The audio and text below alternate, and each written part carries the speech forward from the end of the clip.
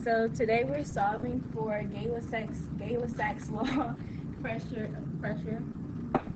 So what we're gonna do first is look for what we're solving for, which is pressure. Which would be pressure. And then we gotta figure out our equation and what equation we're using, which would be P1 over T1 is equal to P2 over T2. So now that you got your equation figured out, you're going to look at what you need to put into the equation. So we have 75 C, and then we have 125 Celsius and 200 ATM. So you got to look at which one goes to which, and you know T1 is for temperature, so you're going to take the 175 and the 125 for temperature. So 75 will be here.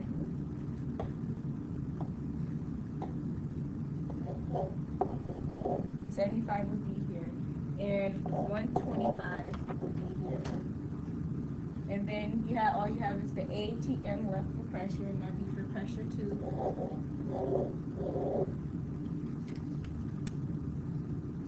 And after you figure it out, you just basically rewrite your equation. So it would be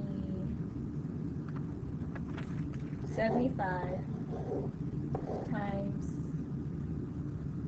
200 equal to P1 over E times 125. So after you do that, you're basically going to multiply that through, and you should get, pause it.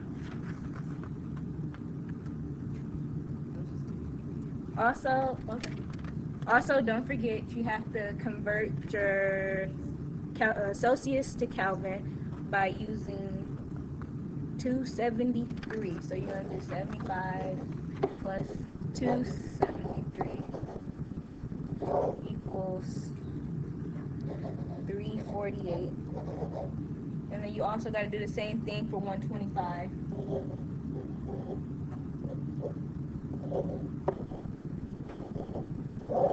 And that equals 418. And make sure you substitute those in for the previous temperature you had. So it'd be 348 times 200 equals P1 times 418. So after you do that, you basically cross multiply, just basically solving basic algebra 1. So it would be 696,000 equal to 418. Then you just divide both sides by 418.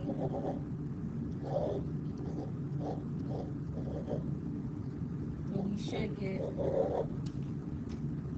166.51 ATM.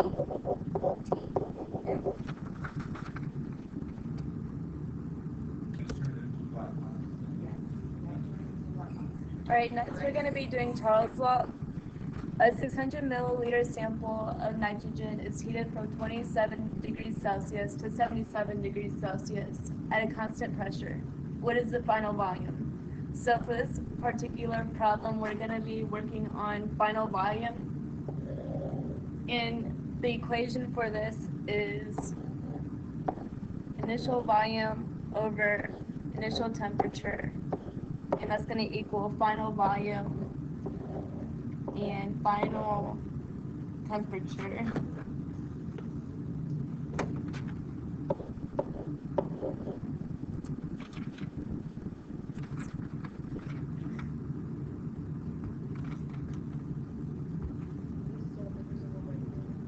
Alright, so right now we're just going to work on plugging everything in. So volume 1 would be 600 milliliters. And temperature, initial temperature would be 27 degrees Celsius. And then volume 2 is what we're going to have to be solving. And then the final temperature is 77 degrees Celsius.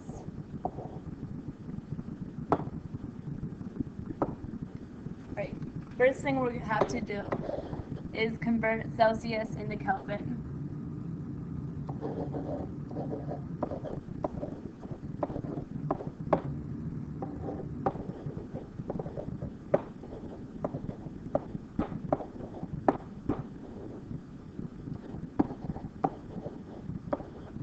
And how we do that is we take the 27 degrees Celsius and we add 273 to it.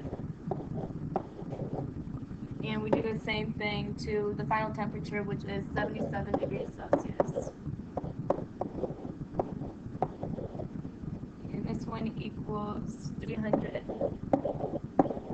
And A is the symbol, sign, whatever.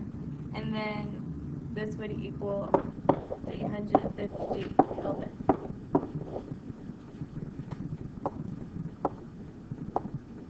Right. And then next thing we have to do is convert milliliters into volume. And how we do that is we take 600 milliliters and we divide that by 1,000.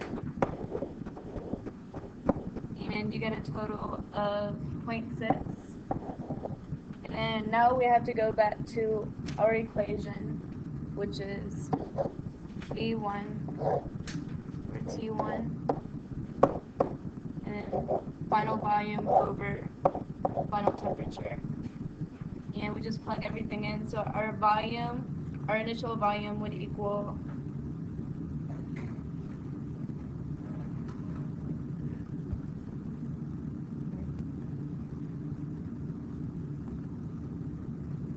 So our final volume would be, or our initial volume would be 0.6, my bad.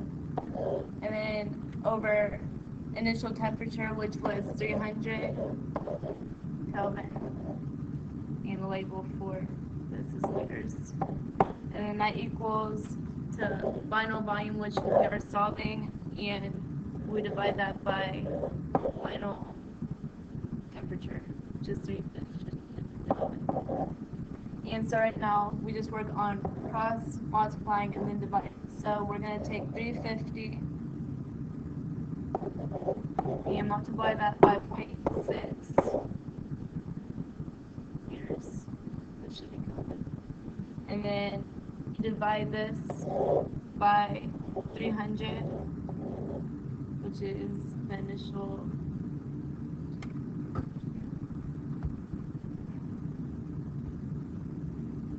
So you divide that by initial temperature, and for a total you would get 0.7 liters.